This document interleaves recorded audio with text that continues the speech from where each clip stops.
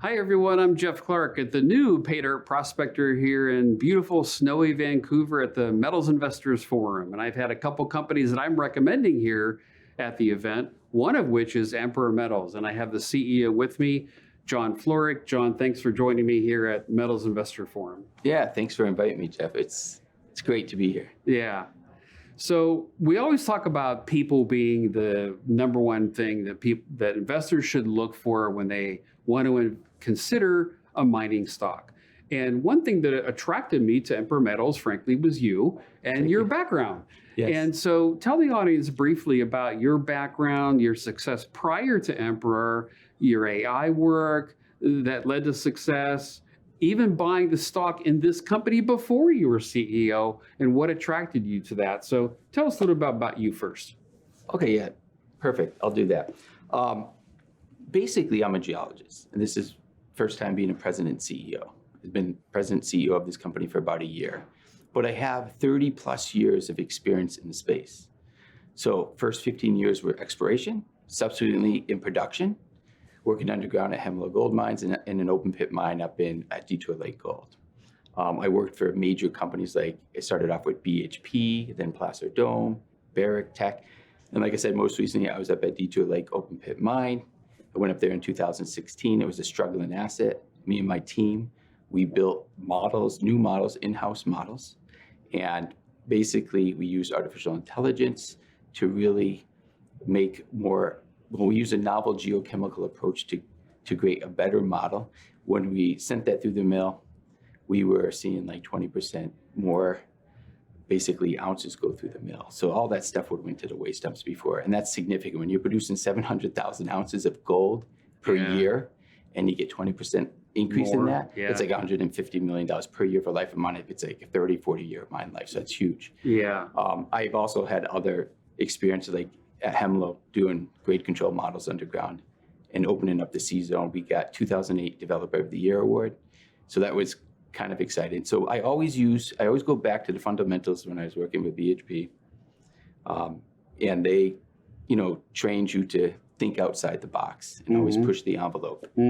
So that's what I do. I use my exploration experience and I leverage it with the production experience. And so now I'm off on my own here, and I want to try to do this with my own company. We found an asset that was overlooked. It sat idle for about like 12, 15 years. And I modeled it with AI. We produced the first ever 3D model on it. And it really illuminated the exploration potential. It was amazing. And so we picked it up. We did all this work prior to picking it up. We did a proper evaluation. What were some of the other questions you had? Well, you started buying some shares of this company more as an investment before you were even CEO. What did you see in this company, in this asset, that made you start buying shares then? Yeah, see, I wanted to be part of the Metals Group company. John Williamson is the chairman of the board. Alex Horsley, he was a founder with these guys in this company. So I had a significant position in it. So I was just an investor in the company. I got in at 10 cents. I wasn't actually a founder shares. Yeah. And so I was incentivized to basically find an asset and stick it in here so I can make some money. I want to make some money as well as I want the shareholders to make some money. Sure. So we scoured the place and we ran across, the other people are optioning properties, and we saw this and I said, this is in a great jurisdiction. Now, we look at the reports. This deposit was really obscured. I mean, 8 different companies starting from the 40s, and they all wrote little reports. And I guess there might have been a kind of a local thing. Oh, people worked that property before, but there was no really cohesive picture. So with my experience with Agnico Eagle and Kirkland Lake Gold and Detour using AI, I said, well, let's build a quick model on this. And so we did. And we saw that it had huge potential to grow ounces internally and externally. So we basically picked it up. And on top of that, there's tens of thousands of meters of unsampled drill core. How did you happen into that, and what are you going to do with that? Yeah, that's amazing. So with our 2023 inaugural drill program, we sold this as a high-grade underground gold deposit. But we're the first company to do continuous sampling on the core. And so what we were seeing on the margins of these high-grade lenses, we were seeing this low-grade bulk tonnage gold. Like hole 2 had 25 meters of 1.69. And so light bulbs go off. You start thinking big open pit, right? And so we looked at that potential, and it exists. All that stuff that we were drilling would come up to the open pit environment. And so that's what we're exploring right now. So that was really, really exciting. It's a game changer for the project because we were originally introducing this about 2 million ounces from 1,000 meters up and potentially grow it to 6 million ounces because these deposits are 3 times deeper than they are in length.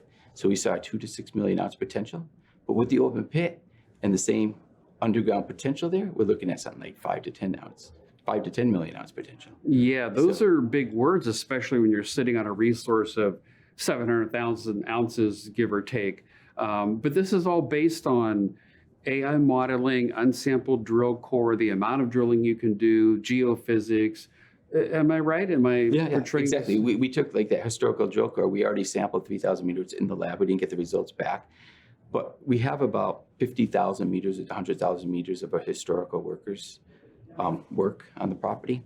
So we're going to be going through more of that this summer. We'll get more results. That's free drilling. Right, exactly. So yeah, I'm pretty confident that we could build ounces here. And yeah, it's a good point. Like 5 million ounces, it's a lot of ounces, right? But the way I look at it, you look lateral to us. These deposits in this district, they start off at 1 million ounces. By the time they're exhausted, they're at 10 million ounces, right? We're in the Porcupine-Duster Fault. It's a plumbing system for significant gold deposits. So we're just looking lateral and what other deposits look like, their geomorphology, and that's how we're coming up with those figures. This district has produced over 200 million ounces already. So this is almost like it's amazing to actually have this open pit potential in a mature mining camp next to, we're half an hour to 45 minutes from 6 different head frames. Wow. Yeah. So I know 2024 plans may not be fully formatted yet, but can you tell us what investors might expect this year from Emperor Metals? Yeah, so once we get the remaining results back from the 2023 program, we're going to basically take all those results, put it into a model, and make new models because we have new information. So we'll do that. Then because we're expanding the open pit potential, it's a conceptual model right now. We're going to probably do some geophysics, like additional magnetics, because we want to get an idea of what it looks like in the near surface when you're doing the open pit stuff. So we'll do that. And then, like I said, we have $2.4 million in the bank. So that's enough for about 5,000 meters. We have about 1.3 million of flow through money. We're going to spend flow through money for the drilling. So that's ends up being about 5,000 meters of drilling. So we're going to start that probably and begin in record 2. And then we'll do some trenching as well. Prospecting, looking to the west, really trying to understand this open pit potential. 70% of our drilling will be focused on the open pit, but we still have that underground high grade stuff too. And so 30% will be, used to drill that to get some, sexy numbers for the market. I know they like that, but, the open pit is really the big prize, right? Quick payback periods. Yeah. We don't have to build a tailings dam potentially or a mill because we have so much infrastructure in the area. You don't have to build a plant. That's another major point here. Yeah. Because a lot of mills in the area need feed, right? Absolutely. They already said that they're under capacity and they're looking for mill feed. So this is, I have all these visions of building in mind, but I could see this being quickly taken out, right, as a acquisition target. But we'll see how this goes.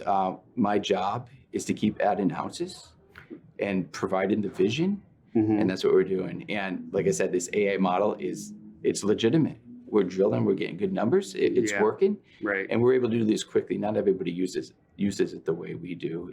We're one of the few juniors that actually are using it. Like this company got its birth in AI, but AI, it's not artificial and it's not that intelligent. You need actually experienced geologists to actually synthesize these data sets and be able to understand how the program works, plug it into the system, then press go. It's easy to use, but you need experienced people to understand how the geology should be fits all together, fit into the program. You got it. Good. Well, it should be a very exciting 2024 for this company. I'm on board. I'm invested. Thanks for joining me, John. I'm Jeff Clark of the Paydirt Prospector. Thanks for joining us.